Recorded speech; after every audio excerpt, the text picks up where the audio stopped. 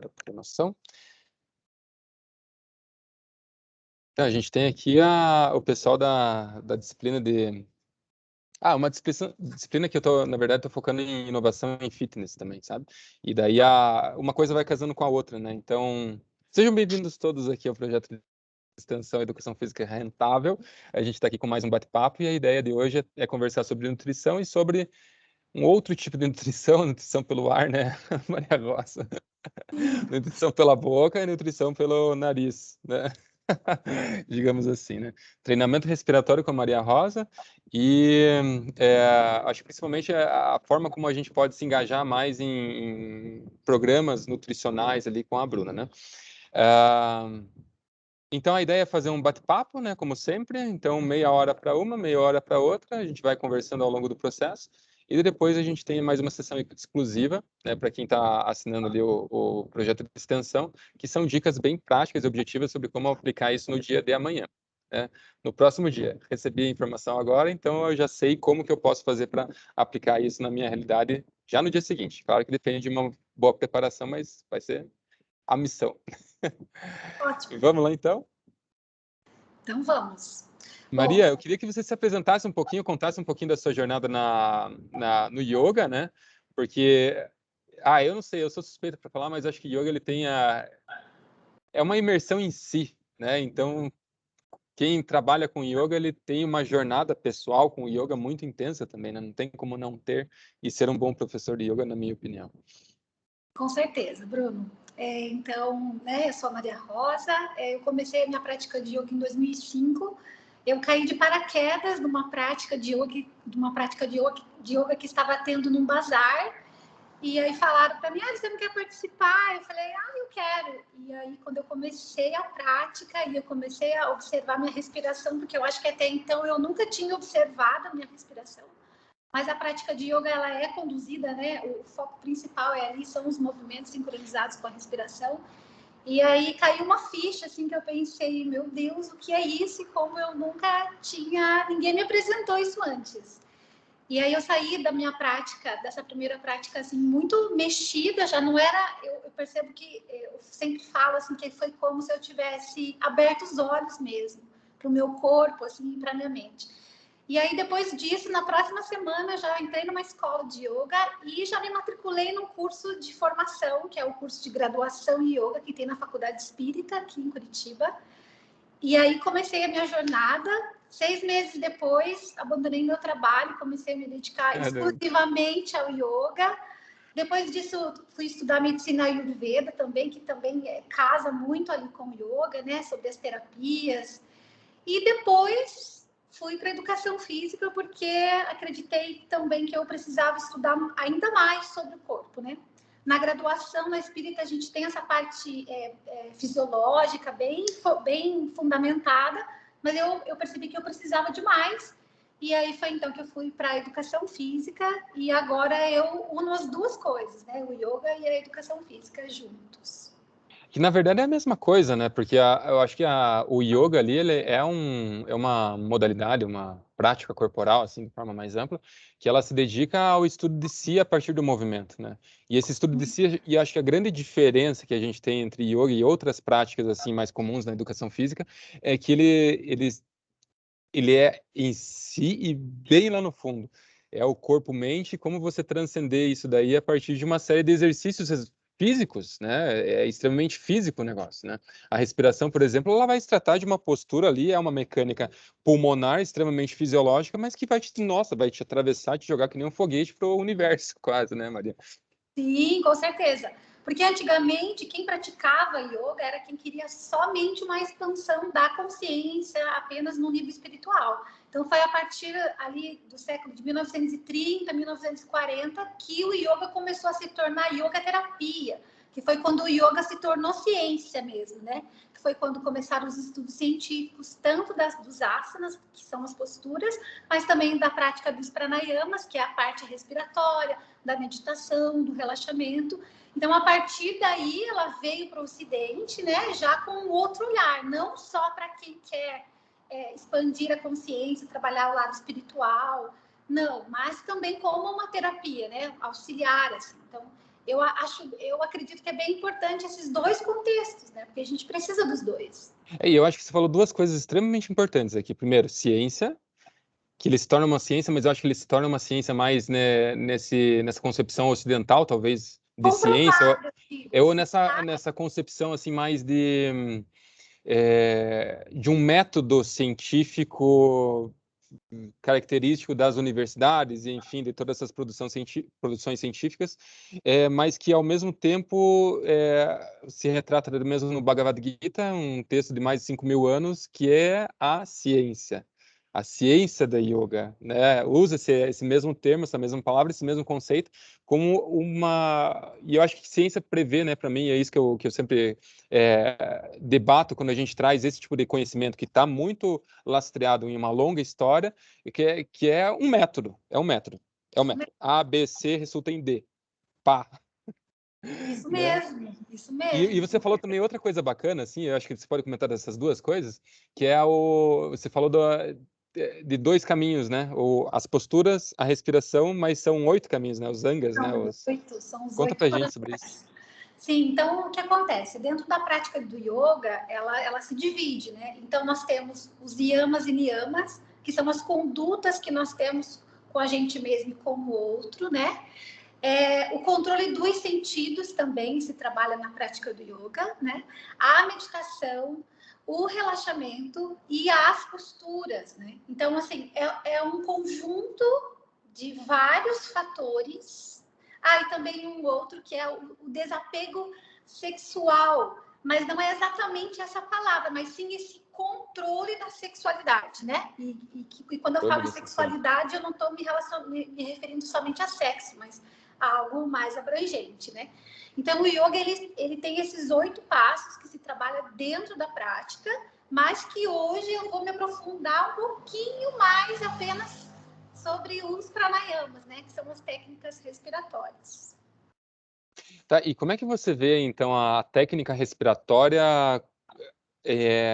Bem, na verdade, vou jogar um questionamento, uma reflexão que eu tenho feito, que eu acredito que dentro desse arcabouço inumerável de coisas que existem no yoga, tem duas que são bem diretas, eu diria. Que dá para você tocar na prática, e daí se a pessoa não está muito afim de seguir pelo lado filosófico, ela consegue fazer a prática, tem um bom proveito disso, e ainda assim vislumbrar um monte de outras coisas que estão em si mesmas, que estão nesse processo de consciência, de despertar da consciência que você comentou. Um deles é a postura física, que é o asana. Não tem como escapar, você vai fazer a postura, você vai controlar o períneo, vai controlar a respiração e não sei o que e tal, e você vai estar ali, você vai estar vivenciando e tocando bem diretamente nesses conhecimentos, né? E o outro que é a respiração.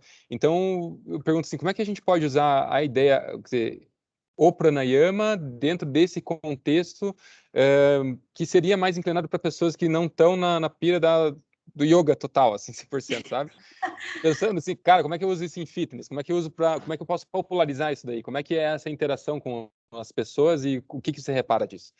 Entendi. Isso aconteceu, como eu já havia dito antes, né? Quando o yoga veio para o Ocidente, porque as pessoas que começaram a praticar, elas não estavam com esse interesse todo de despertar a consciência, né? De chegar ao samadhi, né? Que é o objetivo final do yoga, né? O yoga, ele é um meio, né? Ele é um meio para se atingir o samadhi, que é essa iluminação, que eu posso falar um pouquinho depois sobre isso.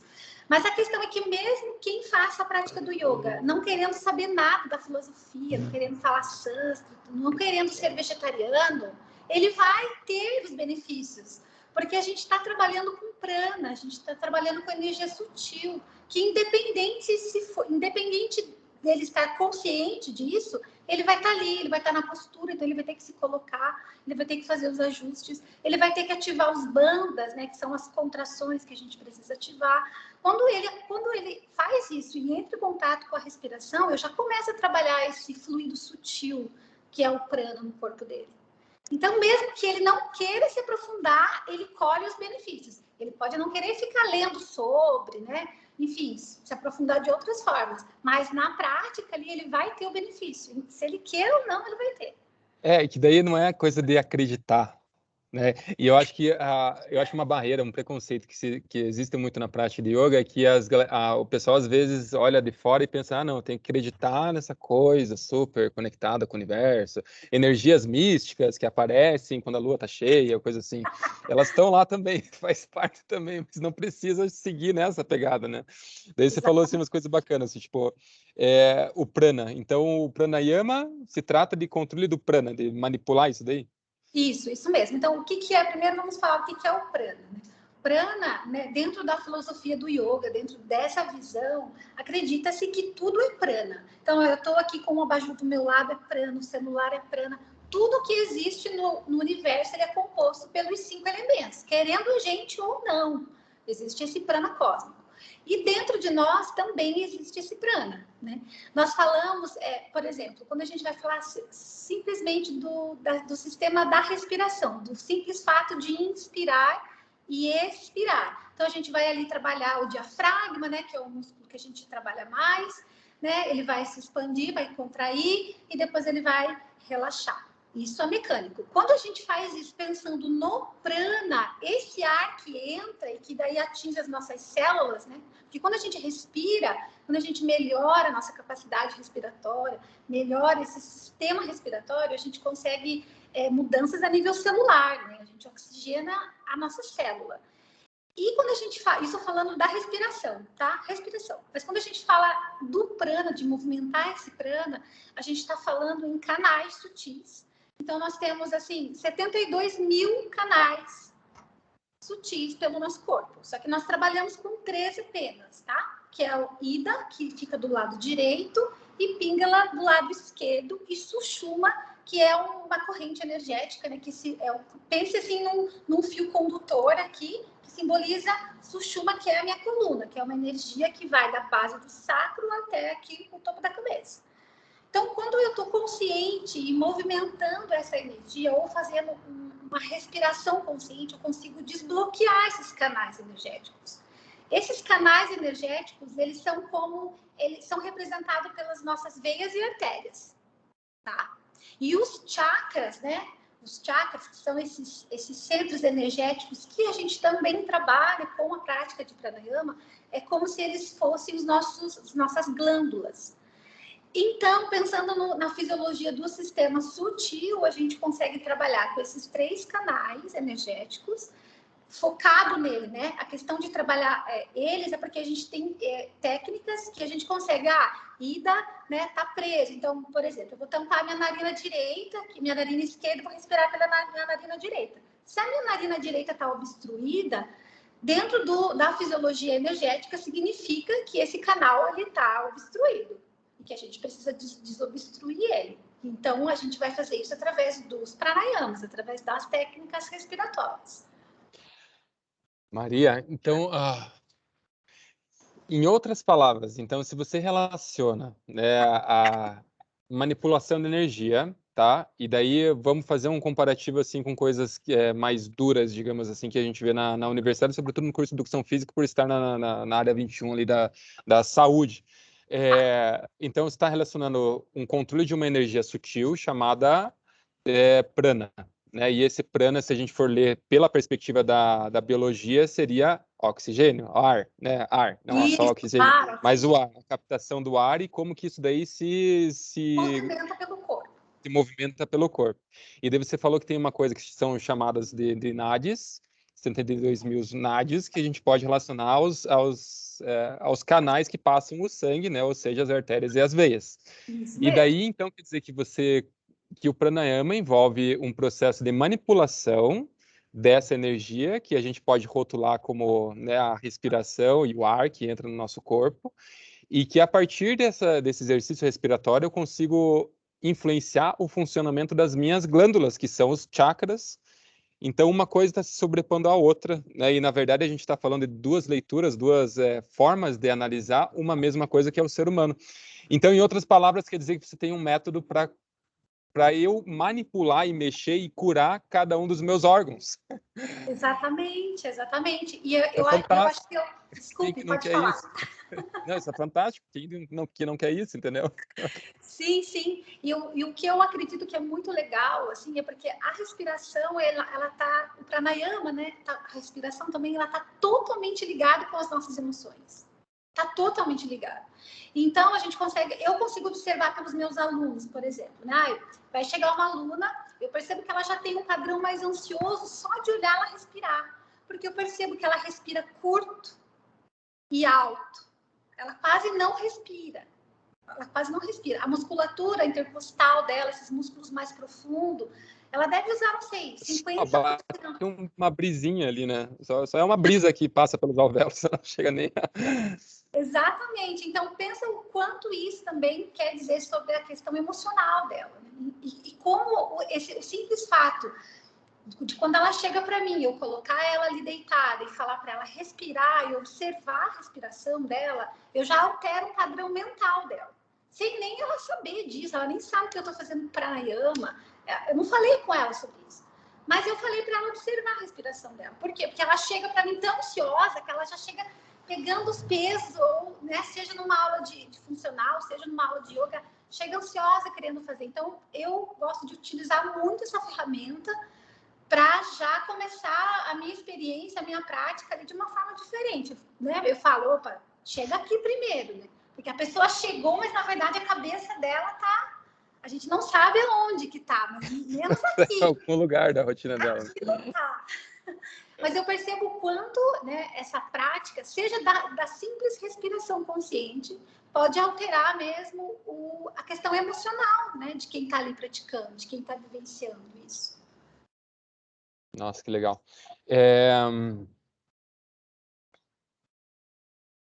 Tinha pensado em alguma coisa para falar, esqueci. Ah, lembrei. Hoje de manhã eu estava testando isso com os meus alunos ali. Eu acho que um outro ponto que é bem importante a gente tocar, se tratando de uma apresentação, uma viagem pelas experiências que você consegue, que você soma, enfim, com os teus alunos, com os teus praticantes aí, é que o efeito imediatamente depois, e acho que durante várias horas depois de uma boa sessão de pranayama ali, ele não tem como escapar. E daí eu falei para os meus alunos, né, perguntei para eles depois, a gente fez acho que uma meia hora de exercícios respiratórios, assim, e daí eu perguntei, e aí, como é que vocês estão se sentindo? Todo mundo tava assim, ó, tava com um olhar assim, ó, tranquilo, pessoal quieto, meio que contemplando as paradas, sabe? E daí eu queria saber como é que você repara esses efeitos, né? Acho que duas coisas. Primeiro, o que você consegue manipular, e daí você comentou sobre essa questão da ansiedade, né, da sua aluna, e quais são os relatos que os seus alunos têm a partir dessas práticas com mais aprofundamento, né, digamos assim, né? Pessoal que não faz só uma vivência mais simples, assim, depois já vai, né? Tá, Aquelas então, pessoas que se acompanham, né? entendi. Bom, primeiro eu quero colocar até um parênteses aqui, que nesse tempo da pandemia eu comecei a utilizar, assim, 1000 vezes mais os pranayamas nas minhas aulas, tanto dos alunos que já praticavam comigo, quanto daqueles que chegavam. Porque eu até estava lendo ontem uma notícia que 80%, né, aumentou 80% o número de pessoas com depressão e ansiedade durante a pandemia. E isso é muito alto, né? Tipo, é 80%. Eu fiquei assustada. Eu achei que era Alguns escaparam, na verdade, né? bem poucos. Bem poucos. Então eu comecei a perceber que as pessoas que me procuravam, elas me procuravam também porque elas queriam, porque elas estavam ansiosas, porque elas estavam com síndrome do pânico, porque elas estavam com dificuldade para dormir, enfim, entre outros números que, né, a gente sabe que está bem forte isso agora. Mas o que acontece? Essas pessoas que vieram me procurar, que fechou a academia, né? Fechou a academia, uma época a gente não tinha academia, né? Então era tudo online. Elas começaram a perceber uma diferença no sono delas, uma diferença na disposição diária delas. Porque pensa se você fica respirando curto o tempo todo, por anos na sua vida. Sei lá quanto tempo você respira curto, ofegante. Então pensa o nível de nutrição, de oxigênio na célula. Já nem tem. Isso sem, esquecendo a parte da fisiologia sutil, falando apenas da outra fisiologia, né? Então, só da gente melhorar esse nível de oxigenação nessa pessoa, nesse ser, assim, ela já vai dormir um pouco melhor. Eu não estou dizendo que vai substituir algum outro tipo de tratamento ou acompanhamento médico, não é isso. Mas eu percebo que ele foi muito, e está sendo muito complementar, porque eu tenho tido esses resultados. Até semana passada foi muito interessante, porque uma aluna, eu dou aula de funcional para ela, mas nós fazemos prática respiratória e meditação depois, porque ela não quer fazer o yoga em si, né? Então eu pego esses dois elementos e trago para a minha aula.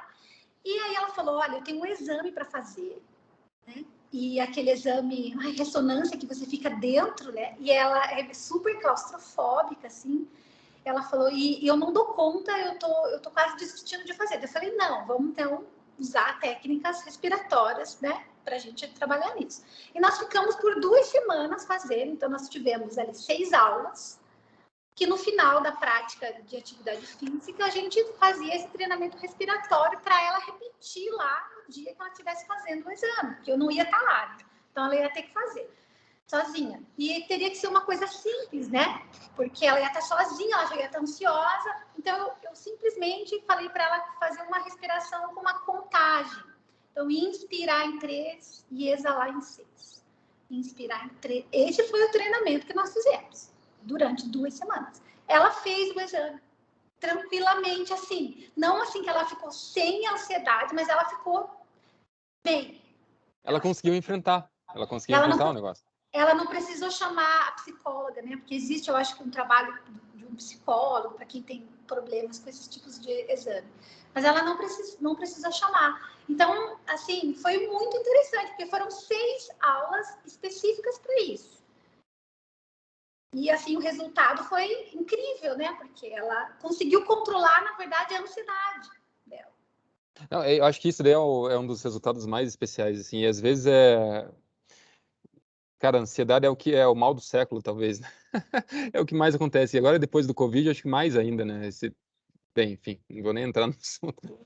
Mas, assim, eu queria saber com você sobre como que a gente pode pensar, então, no pranayama. E isso também é uma das minhas inquietações, assim, em termos do que eu vou fazer em educação física agora pós-pandemia, né? E o que eu pretendo fazer pós-pandemia, uma das coisas que eu acho que é urgente é pranayama mesmo, porque, cara, a gente tem que reabilitar esse pulmão, né? Além de reabilitar a pessoa que 80% das pessoas estão com crise de ansiedade, coisa assim. Exatamente. Né? Então me conta nessa parte assim mais COVID, assim, tipo tratamento COVID, o que a gente conseguiria fazer com pranayama? Então, eu tenho aqui uns 3 alunos pós-Covid, né? Eles não ficaram com nenhum tipo de sequela no coração, no pulmão, pelo menos até agora não apareceu nada, mas eles ficaram com essa sensação, uma fadiga muito grande, assim. O condicionamento físico deles foi lá embaixo. Assim. Mas isso, assim, deixa eu perguntar, eles te relataram, assim, sobre aquele exame de tomografia que constata o quanto que o pulmão foi afetado? Sim, eles passaram, os 2, né? 2 passaram por todo esse processo aí, até porque eu fiquei com receio, porque eles não ficaram muito bem. Eu pensei, olha, a gente pode começar depois, eles já estavam liberados do médico para voltar à atividade física, mas eu pedi para eles irem no cardio e daí pedir esse exame mais completo mesmo, porque eu fiquei com receio. Aí eles trouxeram, teoricamente, até agora, tá tudo bem. Não ficou com nenhuma sequela, nenhum comprometimento, nenhuma fibrose nos pulmões, tá tudo ok. O que eu comecei a fazer com eles? Respiração baixa, respiração média, respiração alta, que é a famosa respiração iógica, né? Que é a respiração completa. Então, eu tenho trabalhado com eles, eu acho que deve fazer 4 semanas, 5 semanas, esse trabalho respiratório. Fora, claro, o trabalho de condicionamento com outros exercícios, né? Mas falando dos pranayamas, trabalhando com esse controle respiratório mesmo, para a gente poder ganhar amplitude pulmonar, né? E assim, e eu ainda trabalho de uma forma, por exemplo, às vezes não coloco só sentado para fazer a prática respiratória, mas faço eles deitarem, faço abrir o braço para poder ter mais espaço ainda para entrar o ar. E aí eu trabalho a parte, enfim, trago outras coisas também, trago outras informações que eu aprendi, né, dentro para aplicar o pranayama, para ainda ficar mais completo. Mas eu tenho ficado com esses 3 pranayama, um pranayama só dividido em 3 etapas, né? baixa, média e alta respiração. E eu tenho percebido que eles estão super bem, já estão evoluindo, já cansam menos. Eu tenho uma escadinha aqui no meu espaço, eles cansavam só de subir a escada na primeira e segunda semana. Agora já não, agora eles já sobem a escada tranquilo, já não precisa sentar para colocar o tênis, né? Ou tirar, já faz tudo ali em pé. Então eu percebi uma melhora bem significativa deles, apenas com esse treino respiratório. Tá, e daí você falou assim de um básico. Eu acho que agora, para fechar a sua fala, assim, queria saber o que seria um expandido, um maior, assim, um super treino respiratório e aonde que a gente consegue chegar. Tá, então nós temos a respiração, que eu gosto bastante, que eu tô falando muito relaxamento, né? Mas a gente também tem treinos respiratórios que também são treinos que ativam, que é o Bástrica, né? Que é a respiração do fogo, que é uma respiração que precisa ter um pouco mais de experiência aí para fazer. Não é uma respiração que eu particularmente já passo no primeiro momento para o aluno, a não ser que ele já venha muito bem preparado de outro lugar, mas se não, assim, se ele é a primeira vez, eu não utilizo ele. Porque você precisa ter mais controle respiratório, você precisa ter mais força nos pulmões, ali no diafragma, para poder ficar inspirando e expirando o ar muito rápido. Então, essa respiração é uma respiração que consiste em você inspirar e expirar só pelas narinas e fazer uma respiração vigorosa. Né? Então, assim, você quer que eu mostre aqui? É tipo... Isso.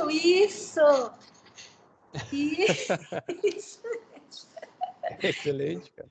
Isso, até que, né, quem tá aí com o nariz mais entupido, pega o papel higiênico antes de fazer essa respiração, porque limpa tudo. Mas é uma respiração que ela é avançada já, uma respiração já para quem tem um controle melhor, né?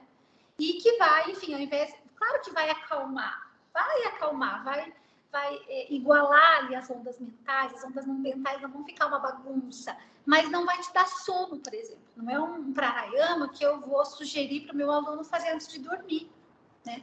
Mas pelo contrário, para ele fazer em outros momentos. Eu fiz, basta. Eu fiz antes de começar aqui, porque eu almocei e daí fiquei com aquela moleza, né? Eu falei, acho que eu vou fazer um pouquinho de respiração. E ajuda realmente, assim, porque a gente fica mais disposto. Além da gente fazer uma hiperventilação, né? E uma hiperoxigenação pelo corpo todo, né?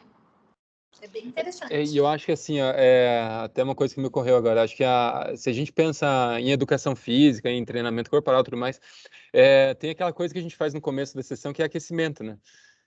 E eu acho que o pranayama, ele é o aquecimento antes mesmo de você começar a se mexer, né? Entre aspas, assim, porque você está manipulando todo o teu pulmão, mas é um aquecimento que pode ser energético, já te deixa a bala e dá-lhe para o aquecimento mais físico, de habilidades que você vai trabalhar na sessão, para que depois você entre liso, né? E dá para fazer para recuperação também, não dá?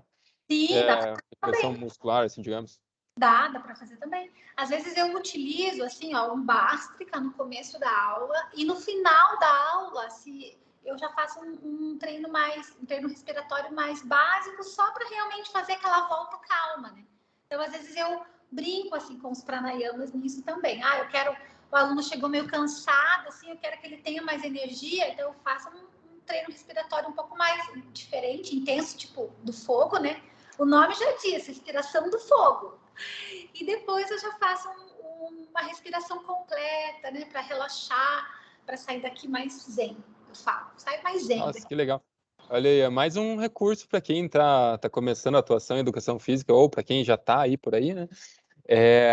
Pensar, cara, ó, tem mais isso que eu posso explorar e que vai ser inovação muito forte, que vai dar um resultado muito forte também. Então, beleza, Maria, muito obrigado pela fala inicial. Depois a gente continua, tá? Vou passar agora para a Bruna. Eu que agradeço.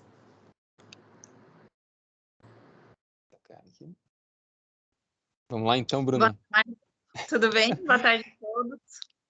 É aquela coisa, né? É um bate-papo, assim, você pode ficar super bem à vontade, assim, e contar pra gente, Leo, o que que é a tua pegada na nutrição, né? Qual que é a tua área de especialização ali, e o que que a gente pode pensar nesse sentido. Eu acho que o que eu pensei, quer dizer, o que a gente conversou há algum tempo atrás, né, Bruna, quando a gente estava pensando assim até mesmo em como montar uma disciplina para o curso de especialização em fitness, né, que vai ser lançado aí já em breve.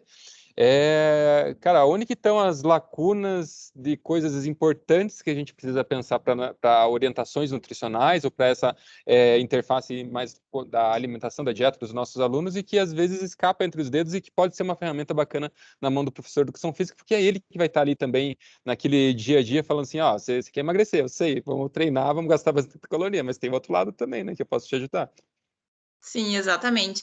E o treinador, né, o profissional de educação física, então, ele realmente ele está mais em contato, né, com esse atleta, né, ou com essa pessoa que ele está treinando, do que o nutricionista. O nutricionista, ali, às vezes, tem um contato a cada 15 dias, a cada um mês, então não tem aquele contato diário, né? Então, o profissional, realmente, esse auxílio dele é muito importante ali, às vezes, para esclarecer algumas dúvidas ou dar algumas diquinhas ali que pode estar sabotando, né, esse processo de perda de peso e a pessoa não percebe. Então, deixa eu só me apresentar antes, né? Meu nome é Bruna, então eu já entrei na nutrição já com esse objetivo realmente de ir para essa área esportiva, sempre gostei. Então, eu saindo da faculdade, que eu fiz também na Federal, eu já fui para um curso de especialização, de pós-graduação em nutrição esportiva. Depois eu fiz a especialização em treinamento de força e hipertrofia. Concluí meu mestrado em desempenho esportivo. E agora estou aí no doutorado, na luta, para ver se a gente consegue coletar, né, em atividade física e saúde. Então, o que eu vejo, assim, que o profissional pode auxiliar realmente nessas orientações que podem acabar sabotando, né? Evitar, então, por exemplo, a pessoa que está nesse processo de perda de peso tem o costume de ficar se pesando, né?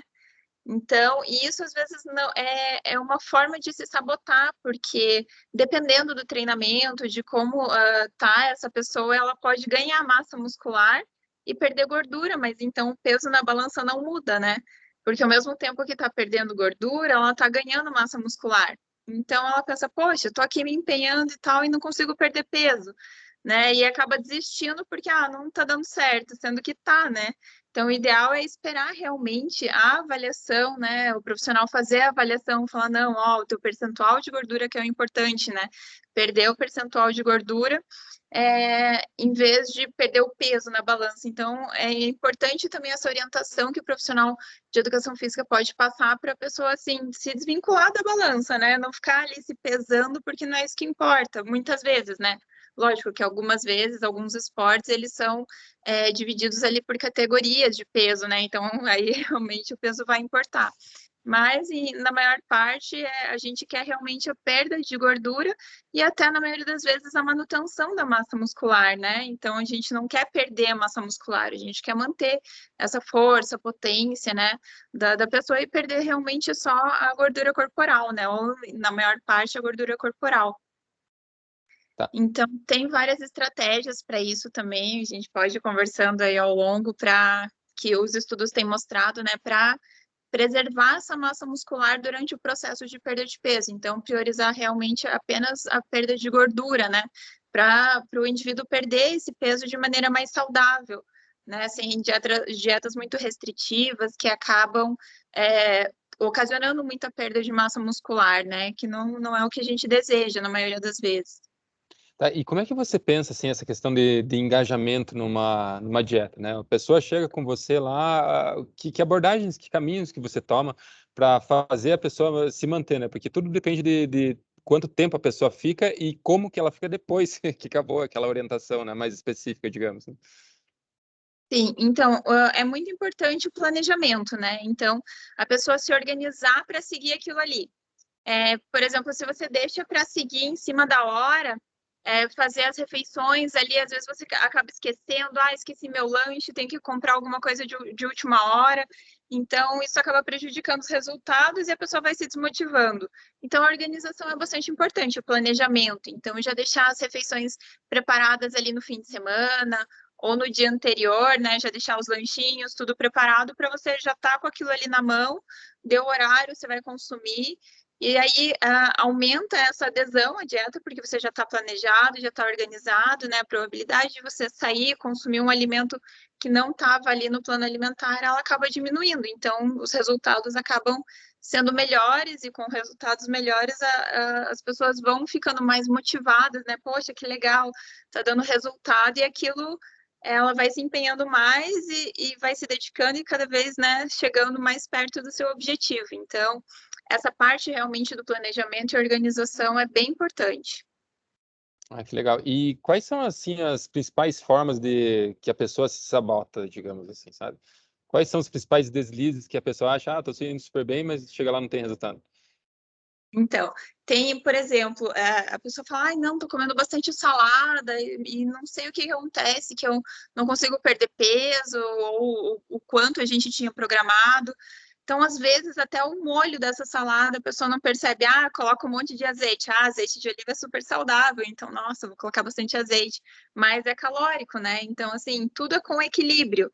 Você pode usar o azeite de oliva? Pode, mas cuidar com a quantidade, porque é gordura, né? É saudável, mas é gordura, tem um valor calórico bem expressivo. Ou esses molhos prontos, né, que são muito gordurosos, então às vezes a pessoa está comendo bastante salada, um pratão de salada lindo, mas aquele molhão gorduroso ali que vai muitas vezes prejudicar a sua saúde, principalmente se o molho ele é industrializado, né, cheio de gordura, e isso acaba realmente prejudicando e ela não percebe, fala, né, eu estou comendo salada, mas é o molho ali que está agregando muitas calorias e ela nem está percebendo. Então, essa é uma das maneiras, né? Ou então, hoje vou comer ali um hambúrguer e tal, e depois na academia eu compenso, mas a gente sabe que não é bem assim, né? Infelizmente. Você come um hambúrguer ali, tem muitas calorias. E para você compensar depois na academia, né? Fazer um exercício aeróbio e tal, você perde muito menos, né, do que você ingeriu. Então, não é bem assim, é difícil, né? Você consumir depois, depois eu dou, dou um jeito lá na academia, corro um pouquinho mais, mas é realmente complicado. Então, é tudo realmente a questão do equilíbrio.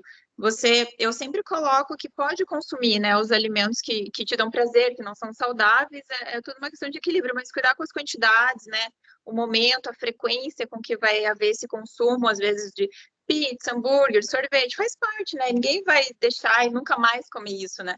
Talvez nesse período, né, de redução de peso, quanto menos você comer, melhor, mais rápido você vai conseguir atingir os seus resultados, né? Mas quando bater aquela vontade, pode comer mais um pouquinho ali, digamos, eu sempre oriento consumir umas 2 porções de alimentos não considerados saudáveis, né? Por semana. Então, por exemplo, comi uma bola de sorvete, ali tá uma porção, comi uma fileirinha de chocolate, outra porção, então deixa mais ou menos mais para o fim de semana, que a gente costuma sair mais da dieta, da rotina, e na outra semana que você vai pensar em consumir esses alimentos, né, de novo, porque tem muita gente que faz o dia do lixo, né, e consome aquele monte de alimentos super calóricos e nada saudáveis num dia só e acaba colocando todo o empenho que teve na semana inteira ali a perder, né? Então, poxa, você se empenhou tanto durante a semana e em um dia que você consome aquela quantidade de alimentos que a gente chama com alta densidade energética, né? Porque às vezes você come pouco, mas tem tantas calorias ali embutidas naquele pedacinho, né? Naquele pouco que você consome, e no final isso acaba te prejudicando. Entendi. E assim, eu acho que você tocou num ponto que eu vou te falar bem a real qual que é a minha dieta. A minha dieta é exercício físico. Eu queimo pra caramba só pra poder comer à vontade. Daí eu posso comer à vontade e meu peso fica bacaninha, sabe? Quando eu quero emagrecer um pouquinho mais, dou uma segurada na alimentação. Mas pra mim, assim, o que me toca muito em termos de nutrição, eu acho que quando eu comecei a buscar mais orientação nutricional com nutricionista, de fato, assim, eu descobri algumas abordagens dietéticas, assim, que são mais saborosas. Pronto, falei. Uhum. Que são bem mais saborosas. Daí eu acho que o prazer do paladar é uma coisa que influencia muito. E é também um processo educacional, não é, Bruna? Porque você vai educando a tua língua a gostar de outra coisa. Por exemplo, tomar café com açúcar agora, nossa, parece que eu estou jogando ácido na minha boca, é horrível. É questão de hábito, né? Então, você vai aos pouquinhos ali. Então, eu tenho muitos pacientes que falam realmente isso. Nossa, eu me sinto tão mais leve, tão mais disposto. E quando eu consumo algum alimento fora, assim, eu já me sinto pesada, não me sinto bem, não consigo mais comer da maneira como eu comia antes, né?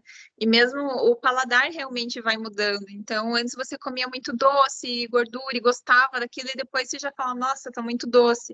Isso aqui tem muita gordura, então realmente vai mudando, né? E isso é super positivo para a saúde e a alimentação, a dieta em si, ela não tem que ser ruim, não tem que ser restritiva, né? É só a gente manipula muito isso da densidade, né? Muitos pacientes meus falam, meu Deus, como que eu vou emagrecer comendo tanto? Porque a gente coloca alimentos com baixa densidade energética, né? Então, Nossa, alimentos. sinceramente, é uma delícia emagrecer comendo um monte. Então, isso Porque é daí você super come, positivo, se né? sente aquela saciedade de barriga cheia, né? Não, e o ideal é não passar fome, porque isso também é um fator que desmotiva, né? Poxa, você sofrer todo dia passando fome, comendo coisa ruim, ninguém merece, né? Então a gente já tenta também adequar ao gosto, né? Às preferências de cada um, e só colocando ali alimentos com fibras que vão dar mais saciedade, né? Então, frutas, verduras, alimentos integrais, e que tem baixa densidade energética. Então, você consegue comer num volume maior, consumindo menos calorias, né? Arroz, feijão, frango, que é uma carne magra. Então, consumir também alimentos ricos em proteínas é uma estratégia super válida, porque além de dar essa maior saciedade, porque a proteína, a digestão dela é mais lenta. Então, esse alimento ele fica mais tempo no estômago, né? E isso te dá uma saciedade por mais tempo, né? Então, e os estudos mostram também que você consumir uma maior quantidade de proteínas durante a redução de peso, né? Seria em torno de 2,3 gramas de proteína por quilo de peso magro durante esse processo de redução de peso, auxilia, né? Você consegue perder mais gordura e ainda manter a massa muscular, né? Ou reduzir menos a tua massa muscular. Então, esse consumo de proteínas é muito importante, alimentos fontes de proteína, né, ao longo do dia, por essa questão de saciedade e também por essa questão da manutenção da massa muscular. Então, iogurtes magros, né, queijos magros, carnes magras, ovos e tal. Então, durante o dia, isso vai te ajudar a não sentir fome e ainda a manter a tua massa muscular, né? Então, tem várias estratégias, assim, ninguém precisa passar fome para perder peso, né? Até esse é o ideal para que a pessoa continue motivada ali, consuma aí alimentos gostosos. Então, a gente tem, né, receitinhas aí que dá para fazer, para dar uma enganada, e para não ser um processo, porque assim, é difícil, né? Se fosse fácil, não seria uma questão, né, tão levantada. Mas, assim, é super possível, né, com o auxílio de um profissional e também com um professor de educação física dando essas orientações, esse auxílio no dia a dia ali para motivar o aluno, né, e não cometer esses pequenos deslizes, assim, que pode acabar desmotivando porque ele não vê o resultado. Não, mas o auxílio do profissional faz toda a diferença mesmo. Eu fui prova disso alguns anos atrás. Bruna, eu estou super curioso para saber ali quais são essas inovações em pesquisa que você vem vendo, aquelas coisas que estão começando a ser mais baseadas em evidências, né? E queria ouvir mais de você. E uma delas, assim, que eu fico curioso, porque eu fiz alguma pesquisa aí mais para o começo do ano sobre o jejum, né, e as várias coisas que se fala sobre jejum. Eu vi um deles que me chamou muita atenção, assim, a abordagem que eles pegam, e só por curiosidade, né, fica à vontade para discorrer sobre o assunto, que era o Fast Five. Você faz toda a alimentação do dia em 5 horas de duração, e o resto você fica de boa. E assim, os argumentos que era um médico, né, que estava apresentando, assim, a forma como ele discorreu sobre o assunto, assim, foi muito convincente. Eu não cheguei a testar nem nada assim, porque fiquei não estava numa rotina mais doida, assim, não estava conseguindo me dedicar a isso, né? Mas eu fiquei curioso, fiquei curioso. Então me conta assim, o que você conhece sobre essa ideia de jejum? O que é? A galera tá pirando errado, o que é verdade? Não sei. Então, é complicado. Assim, na verdade, cada indivíduo é um, né? Então, cada um vai responder de uma maneira. Tem gente que fica longas horas em jejum e para eles tudo bem, até se sente melhor, né? Eu vou te confessar que são poucos, né? Mas eu já trabalhei com indivíduos que se sentem bem fazendo isso. Mas assim, eu pessoalmente eu não recomendo, desde que a não ser que a pessoa chegue para mim e fale, olha, eu me sinto bem com isso, vejo o resultado e eu quero fazer isso. falar, não, legal, então vamos lá. Agora, eu particularmente não recomendo, né? Porque se você fica longos períodos sem comer também, a probabilidade de você perder massa muscular é muito grande, porque você entra em catabolismo, né? Você não está ingerindo energia. Então, o teu corpo, ele tira a sua energia das reservas, que é dos adipócitos, né? Das reservas de gordura, mas também da reserva dos tecidos musculares. Então, há um catabolismo de proteínas. Então, isso acaba aumentando, né, a perda de massa muscular, que não é o desejado, né? Prejudica a saúde e também pode ser um gatilho para desenvolver ali transtornos alimentares. Nossa, Então, e daí o negócio complica muito, né? aí o buraco é mais embaixo, né? Porque aí você já mexe com questão psicológica e é bem complicado, sabe? Então, Assim, ó, até só para jogar na discussão, desculpa te interromper, Bruno, mas é um dos argumentos que eu achei que, sei lá, ficou na minha cabeça, eu achei muito curioso, é aquilo que é um hábito social das refeições, café da manhã, almoço, jantar, ceia, ou alguma coisa parecida com isso, e aquilo que é realmente viável biologicamente, porque né, digamos assim, você tem o teu corpo permite você fazer isso. E é nesse comparativo assim que eu fico em dúvida e achei assim, cara, como é que isso daí funciona, né? O que é realmente determinado socialmente é um costume e o que é realmente possível de fazer em termos de alimentação? Então, isso como eu te falei, né? Isso vai de cada um, como cada um, da preferência realmente de cada um, da rotina, né? De cada um. Mas o que os estudos, realmente, vários estudos, isso já é assim, cientificamente comprovado, que o que realmente vai impactar, vai levar à redução de peso, é o déficit energético, né? Então, é você consumir menos calorias do que você gasta, independente da dieta, se é restrição de carboidratos, se é restrição de gordura, se é uma dieta hiperproteica, se é jejum, se não é jejum, independente. Se a pessoa está consumindo menos calorias do que ela gasta, é isso que vai influenciar para ela perder peso, independente do meio, sabe? Então, lógico, tem dietas mais saudáveis, menos saudáveis, mas se ela tiver em déficit energético, é isso que vai fazer ela perder peso. Então, isso que os estudos mostram. É difícil você falar, essa dieta é melhor para perder peso, essa é pior, essa é melhor, porque realmente, se está em déficit, todas vão acabar nesse mesmo ponto ali de perder peso. Então, o que só os estudos mostram realmente dessa vantagem da dieta hiperproteica é que realmente ela consegue queimar um pouquinho mais de gordura e reduzir essa perda de massa muscular que geralmente acontece durante esse processo de perder peso. Mas o fator crucial ali para a perda de peso é o déficit energético, independente se é jejum, se não é jejum. Então, vai depender a qual método esse indivíduo vai se adaptar mais, né? Então, porque assim, também não adianta você bolar uma dieta maravilhosa, sendo que ele não vai conseguir seguir. A melhor dieta é aquela que ele consegue seguir, que é melhor para ele, né? Ó, e agora eu vou te perguntar uma outra coisa, porque isso também foi um dos meus sustos quando eu fui consultar uma nutricionista também. Eu estava comendo pouco. Eu passei a comer muito mais do que eu comia, com a prescrição que ela fez. Então, assim, eu sei que todo mundo busca assim, nossa, quero emagrecer, não sei o que tal, tem que comer menos. E daí é aquilo que você falou, né? Come menos, gasta mais, pronto, resolveu. Mas e como é que eu sei se eu tô comendo pouco? Porque tem muita gente que se interna na academia e faz trocentos treinos por dia, assim, e come quase nada, sabe? E o foco nem é tanto perder peso, sabe? Então como é que eu sei se eu tô comendo pouco? Então, isso é difícil. Isso é só realmente calculando. É só um profissional. Eu vou dizer por mim mesmo. Teve uma época que eu estava focada em hipertrofia e tal, e fui lá. Assim, não sentei, né? Casa de ferreiro, espeto de pau. Então, eu não sentei e calculei um plano para mim, tirei minhas medidas e tal. Eu fui ali fazendo mais ou menos o que eu sei, e eu vi que no começo deu certo, comecei a ganhar, de repente estacionei, comecei a perder. Falei, não, vamos lá. Sentei, né? Peguei minhas medidas, tudo certinho, né? Meu marido me ajudou. Aí fui calcular para mim, então realmente eu estava comendo a menos. Então isso é só você calculando, né? Com base na composição corporal, com base nos exercícios, na tua rotina do dia a dia, no teu gasto energético, que você vai saber o quanto você deve consumir. E aí calcular, né, os alimentos, tal, a quantidade que você tem que consumir no dia para atingir o seu objetivo, né, ou mais, ou menos, ou para manter o peso.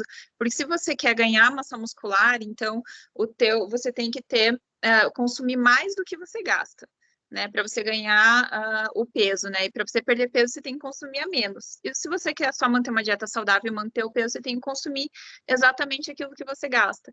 Isso só calculando mesmo, através da avaliação da composição corporal e da rotina.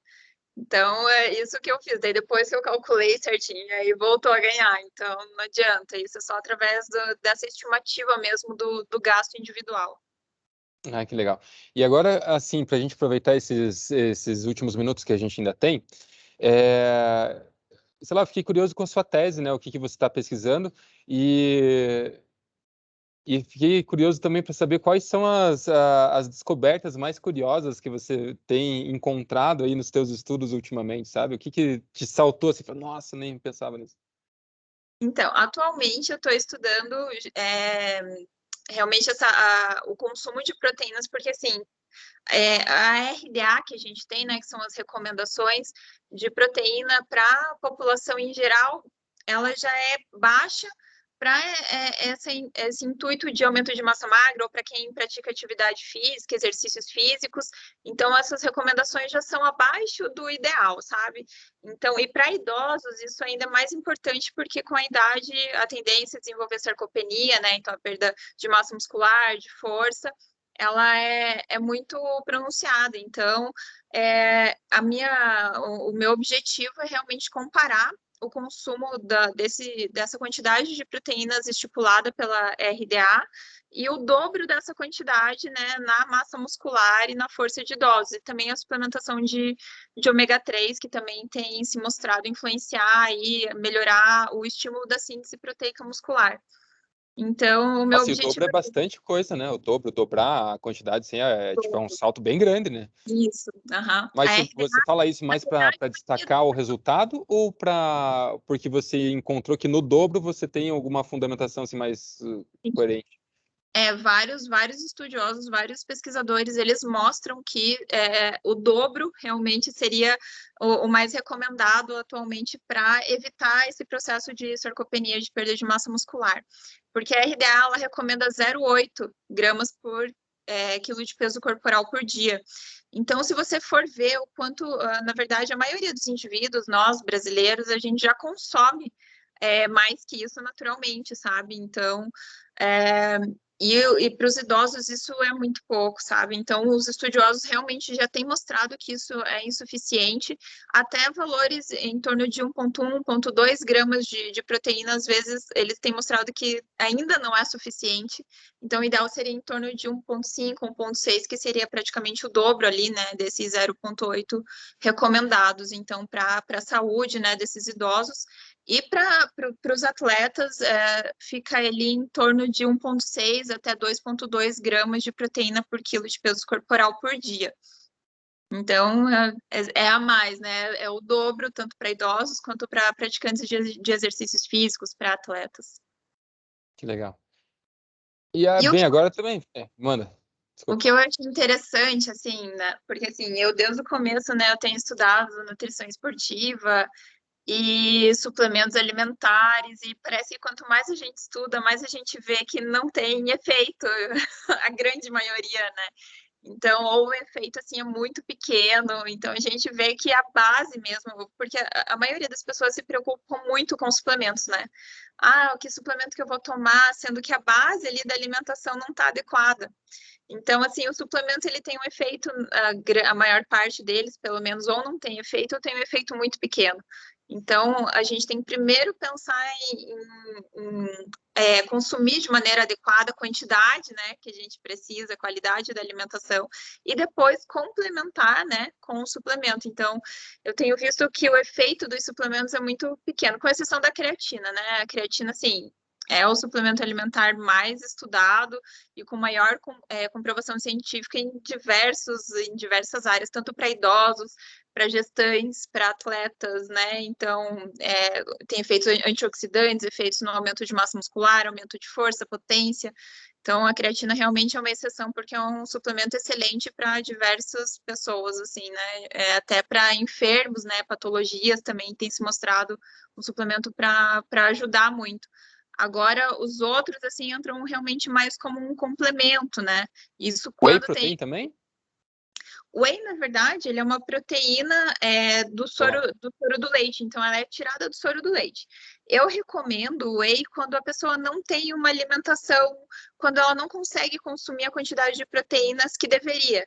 Eu geralmente não consumo muita carne, eu não consumo muito leite, derivados, aí a gente entra como esse complemento, porque é uma proteína realmente excelente, né? Que tem, assim, a composição, tem vários os aminoácidos essenciais, tem a quantidade de leucina excelente, então o valor realmente do whey é muito bom, é uma proteína muito boa, né? Então, assim, para complementar, quando a qualidade ou a quantidade da proteína na dieta não é suficiente, eu utilizo para complementar a alimentação. Mas se a pessoa já consome proteínas de alta qualidade, né, aí não tem essa necessidade muitas vezes.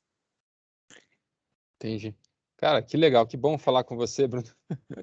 Estou super curioso com várias outras perguntas aqui, mas o nosso tempo está encerrando agora. Ai, E daí agora a gente continua na parte 2. Eu vou compartilhar com vocês, deixa eu encerrar a gravação aqui, né? Então,